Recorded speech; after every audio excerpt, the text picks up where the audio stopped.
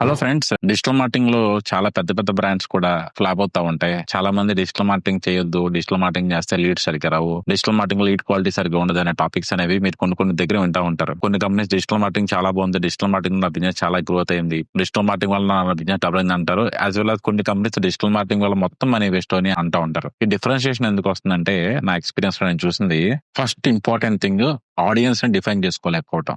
అంటే మనం digital marketing campaign చేస్తున్నాం. డిజిటల్ మార్కెటింగ్ క్యాంపెయిన్ ఏదైనా చేస్తాం, ఒక ప్రోడక్ట్ గానీ సర్వీస్ గానీ చేస్తాం. సో అసలు మన ప్రోడక్ట్ ఏంటి, మన ప్రోడక్ట్ కస్టమర్స్ ఎవరు, మన కస్టమర్ సెగ్మెంట్స్ ఏంటి, కస్టమర్ సెగ్మెంటేషన్ ఎలా చేస్తాం, మనం డెమోగ్రాఫిక్స్ అంటాం. డెమోగ్రాఫిక్స్ అంటే మీకు ఏజ్ బట్టి చేస్తాం, జెండర్ బట్టి చేస్తాం, లేదంటే లొకేషన్ బట్టి చేస్తాం. అలా వేరే పారామీటర్స్ మనం ఫాలో అవుతాం. అంటే మ్యారీడ్ కదా చూస్తాం, కిడ్స్ ఉన్నారా లేదా అని చూస్తాం, వాళ్ళ బిహేవియర్ ప్యాటర్న్స్ ఏంటో చూస్తాం, వాళ్ళ ఇంట్రెస్ట్ ప్యాటర్న్స్ ఏంటో చూస్తాం, వాళ్ళ జాబ్ ఏంటో చూస్తాం, ఇలా వాళ్ళు వాడే మొబైల్ డివైస్ ఏంటో చూస్తాం.